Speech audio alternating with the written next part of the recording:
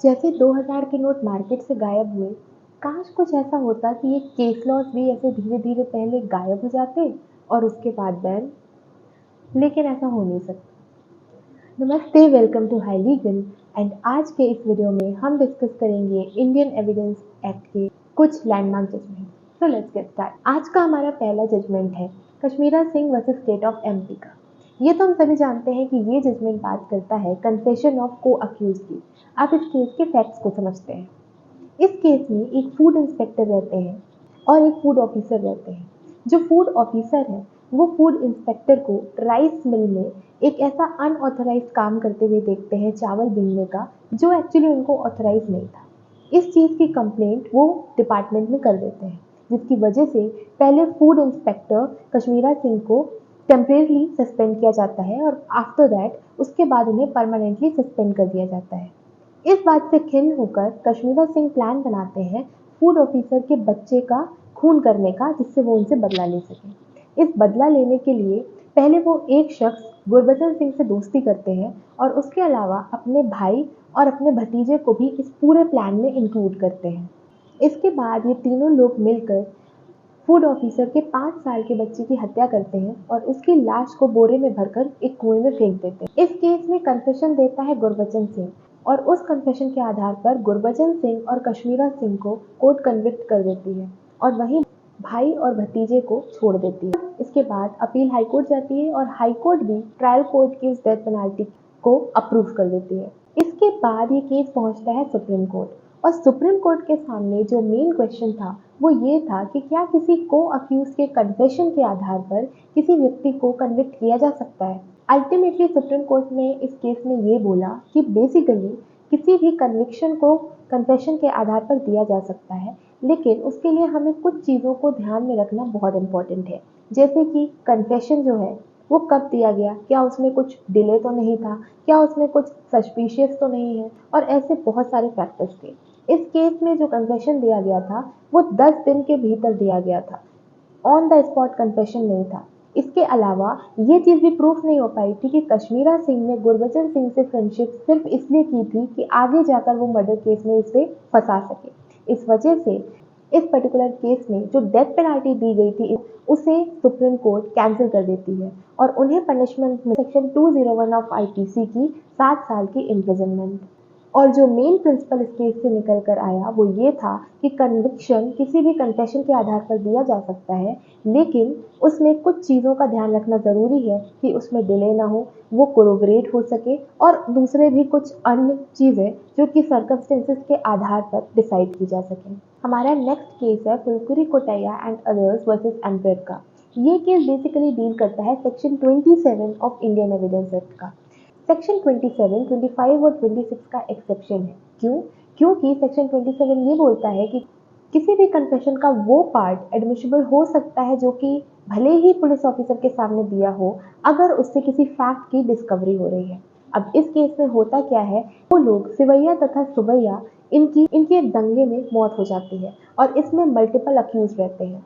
Accused number 6 इसमें confession देता है और अपने कन्फेशन के साथ साथ वो मर्डर वेपन जो कि एक स्पेयर होता है उसकी डिस्कवरी भी कराता है। इस केस में एक इरेगुलरिटी ये हो जाती है कि अंडर सेक्शन 162 पूरे ही कन्फेशन को रेलेवेंट मान लिया जाता है, पर इसके बावजूद ट्रायल कोर्ट इसमें अक्यूज्ड को कन्विक्ट कर देती है। इसके बाद मद्रास हाई कोर्ट भी ट्रायल कोर्ट के डिसीजन को अप्रूव कर देती है। अल्टीमेटली ये मैटर पहुंचता है प्रिवी काउंसिल। इस केस में सर जॉन डीन बोन ने निर्णय दिया।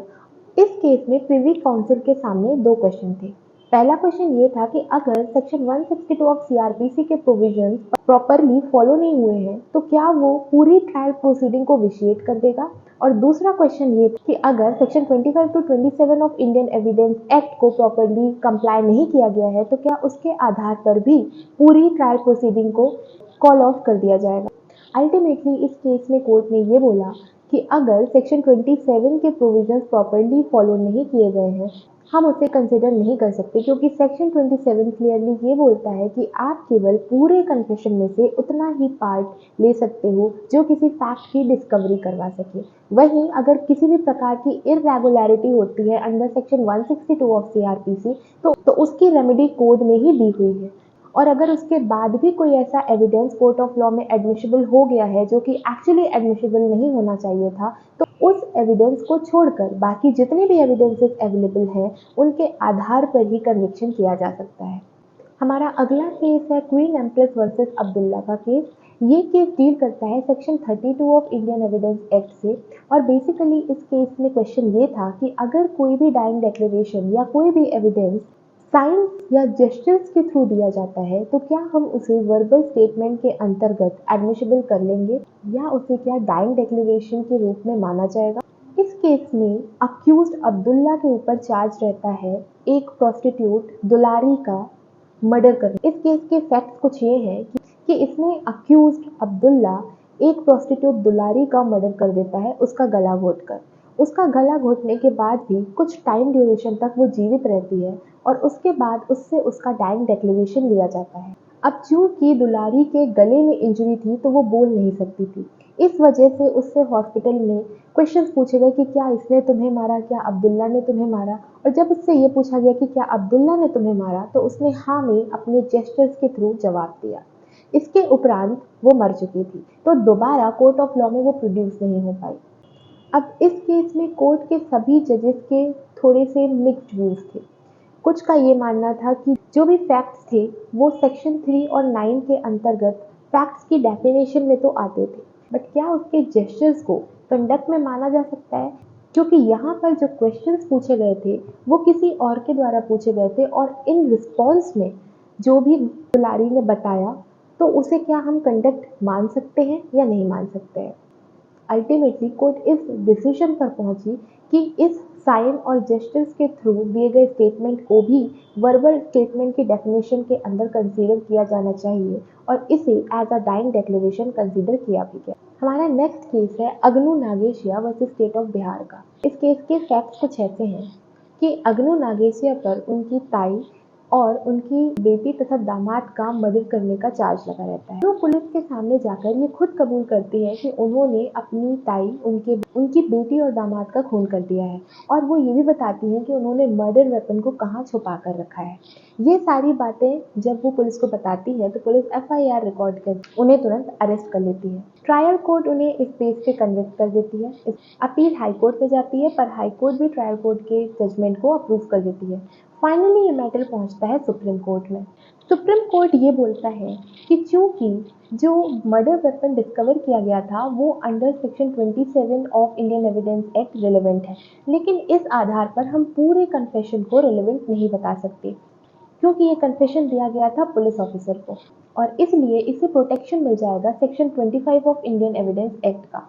तो हम केवल उतना ही पार्ट कंसिडर करेंगे जो कि 27 के अंतर्गत किसी फैक्ट की यानी कि मर्डर वेपन की डिस्कवरी करवा रहा है। इसके अलावा इस केस में कोई भी आई विटनेस नहीं था और जो ये पूरी डेथ पेनल्टी दी गई थी ये इसका बेस केवल वो पूरा कन्फेशन था और मर्डर वेपन का रिकवर किया जाना था।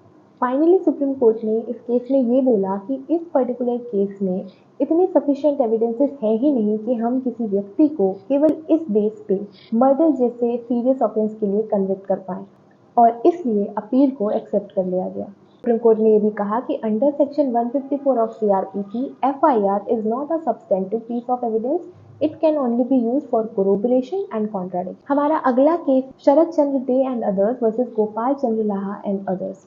ये केस बात करता है एस्टॉपेल के प्रिंसिपल की under section 115 of Indian evidence Act. इस केस में उमेद अली नाम के व्यक्ति की दो वाइफ आसिफ जान और अर्जू बीवी। आसिफ जान उमेद अली के लाइफ टाइम में ही एक्सपायर हो गई थी और उनकी दूसरी वाइफ आरजू बीवी उनकी लाइफ टाइम के बाद एक्सपायर हुई थी। उमेद अली ने एक हिबानामा यानी कि गिफ्ट डीड अपनी सर्वाइविंग वाइफ जो कि थी आरजू बीवी उनके नाम पे एग्जीक्यूट करवाई। उसके बाद आरजू बीवी ने एक मॉर्टगेज डीड करवाई थी जो अल्टीमेटली जाकर भी शरद चंद्र डे को। वहीं इसी मॉर्टगेज प्रॉपर्टी को गोपाल चंद्र लाहा ने परचेज किया था उमेद अली की सिस्टर से। अब सेम ही प्रॉपर्टी को दो लोग क्लेम कर रहे थे, शरद चंद्र डे भी और गोपाल चंद्र लाहा भी।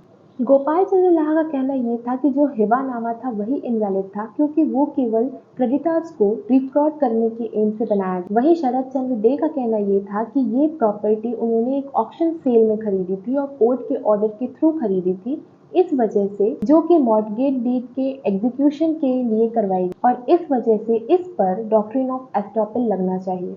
अब यहाँ पर ट्रायल कोर्ट ने ये बोल दिया कि हिबानामा वैलिड है और उन्होंने अपील को डिसमिस कर दिया।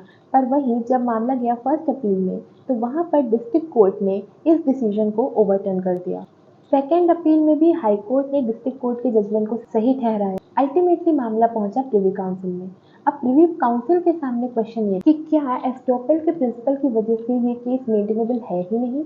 अल्टीमेटली उमेद अली की सिस्टर के क्लेम को पार्टली एक्सेप्ट किया गया और रेस्ट को डिसमिस कर दिया गया। कोर्ट ने अल्टीमेटली ये कहा कि एस्टॉपल के प्रिंसिपल को अप्लाई करने के लिए ये इम्पोर्टेंट नहीं है कि उसका इंटेंशन मैलाफाइड हो या उसने कोई फ्रॉड कमिट किया हो, बल्कि इम्पोर्टेंट ये है कि कोर्ट ने अल्टीमेटली ये कहा कि एस्टॉपल के प्रिंसिपल के लिए ये इम्पोर्टेंट नहीं है कि सामने वाले व्यक्ति का इंटेंशन मैलिफाइड हो या उसने फ्रॉड ही किया हो। इम्पॉर्टेंट ये है कि एस्टॉपल का प्रिंसिपल तब अप्लाई होगा जब आपकी वजह से सामने वाले व्यक्ति को इंस्टिगेट किया गया हो या आपने उस व्यक्ति को इंस्टिगेट किया हो कि वो कोई पर्टिकुलर एक्ट करे। तो इंटेंशन मैलिफाइड हो, इट इज़ नॉट इम्पॉर्टेंट। जो भी व्यक्ति एस्टॉपल के प्रिंसिपल को क्लेम करता है उसे ये चीज़ साबित करनी होगी कि उसे किसी भी स्टेट ऑफ थिंग्स का कोई भी नॉलेज नहीं था। आई होप आपको ये सारे केस लॉस अच्छे से समझ में आए होंगे। आने वाले वीडियोस में हम ऐसे और कई केस लॉस को डिस्कस करेंगे। So please keep watching. Thank you.